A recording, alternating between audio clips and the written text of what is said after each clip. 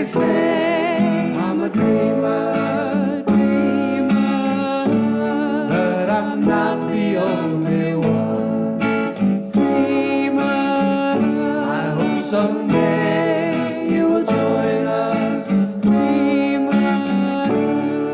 and the world will end as one.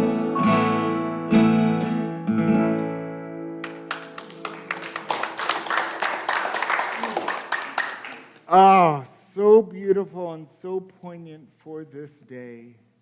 As we know, tomorrow is Dr. Martin Luther King Jr. Day. And as preparation for this talk this week, I sat down and I watched his I Have a Dream speech from August 28, 1963. And I read the transcript of that talk. And what he put forth was a powerful dream, a great truth. And I know that as that wisdom touches our lives today, for many years in the future, when people look back at the wisdom and courage of this man, they will also affirm and know that truth. Although in that distance, they'll look back and say, wow, it took us a long time to realize this truth, but it's a great dream. So today's talk is planting the seeds of our dreams. And it would be remiss if I didn't bring some aspect from that powerful speech of Dr. Martin Luther King Jr. He says, I have a dream that one day this nation will rise up and live out the true meaning of its creed. We hold these truths to be self-evident, that all men are created equal.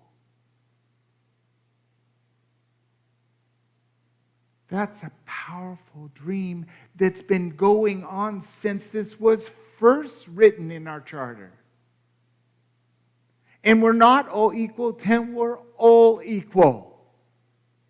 But there's been progress. And there's still progress. And there's still need for progress. But we are in control of what we create. We, as true students, as seeds of God, growing up in God. And it's our consciousness, our Christ consciousness, that informs us and leads us on these powerful truths that we hold for ourselves. There's a wonderful passage, a parable in the Bible. It's actually in Matthew, Mark, and Luke. I've selected it from Luke, chapter 8, verse 8. The parable is this. A sower went out to sow his seed. And as he sowed, some fell on the path and was trampled on, and the birds of the air ate it up. Some fell on the rock, and as it grew up, it withered for lack of moisture. Some fell on the thorns, and the thorns grew with it and choked it. Some fell on good soil. And when it grew, it produced 100-fold. Now, metaphysically, it's easy to see this as a testament to what happens when we turn to God. The seed is the divine idea. It's the thought we have. And the soil is the presence, that Christ conscious within us, that's the good soil to plant our seeds, our dreams, our desires in. And so when we set our intention in God and believe, we receive. To put it simply, ask, believe, receive. And that's this value for us today, is seeing how we plant the seeds for our dreams. And you can't plant the seed for someone else. You can only plant your own. Looking at this wisdom from Dr. H. Emily Cady, who wrote the powerful book Lessons in Truth. This woman was a doctor in New York City in the 1800s. A woman. She's so wise, and I love her wisdom. Here she says, God, the invisible substance out of which all visible things are formed, is all around us, waiting to come forth into manifestation. If this isn't good news, I don't know what is. The universe is waiting for whatever we want, whatever we claim. In essence, when we say, God, I want health, yes. God, I want this souffle to bake and rise, yes. God, I want working relationships, yes. God, I'm not good enough, yes. Whatever we put forth, the universe says yes. Good or bad.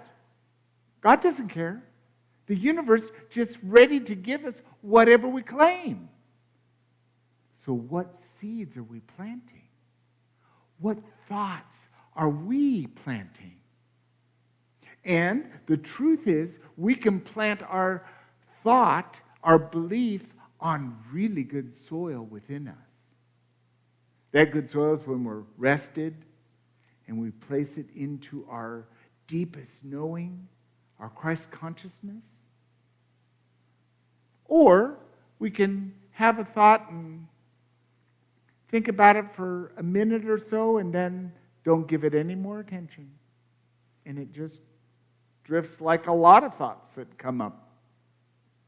Or we could have a thought, and that thought could be kind of like the rock, where it grows because we've got a little faith. We see the light, but there's no moisture. It's outside of us. It's not within us.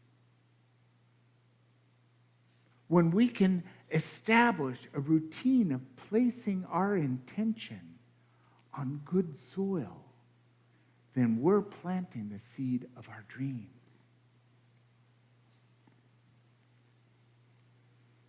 Reverend Sue Sinking she's passed, a powerful unity minister, wrote many books. I wish I had met her. She says, before there can be fruit or manifestation in the outer, we must hold our vision. Before there is fulfillment on the earth, our part is the vision. So we have roles. And our role is to vision, to hold the idea. God's job is the how. It's not ours to figure out how to do it. All we need to do is know what we want. Our part is to hold the vision. And there's no accident that this talk is coming forth in the month of faith.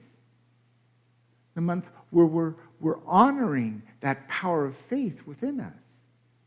And wherever we place our faith, that's what grows. So what are you holding? What truth are you believing? What dream are you realizing? And it can't be created if we don't first envision it. We've got to have the idea first. We have to imagine it before it's going to happen. And as soon as we ask, God, the God mind, the Christ mind, the universe says, yes. You betcha. And then something is manifest. The fruit is born.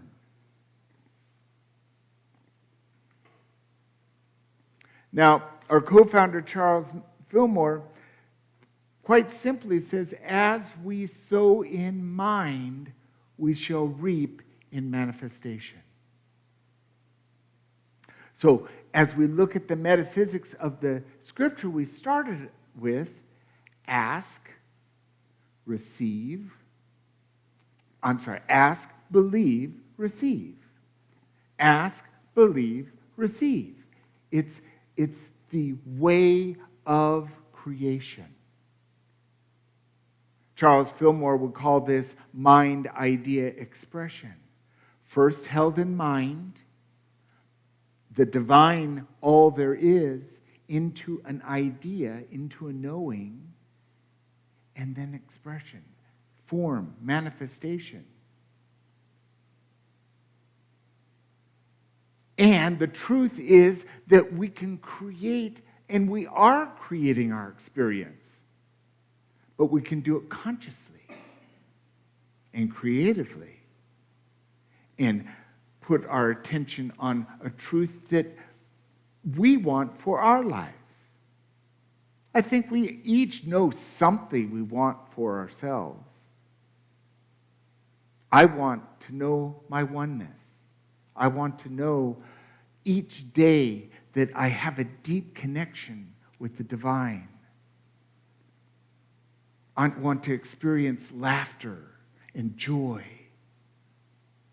I like having relationships that I can be seen and to listen to.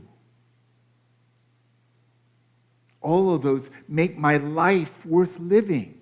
And I've got the big dreams of hunger. I don't want anyone to be in strife.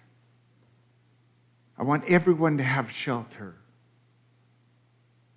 And those are not as easy for me to solve by myself, but every time I hold that truth, I am having an impact on creating that in the world. So the takeaway with this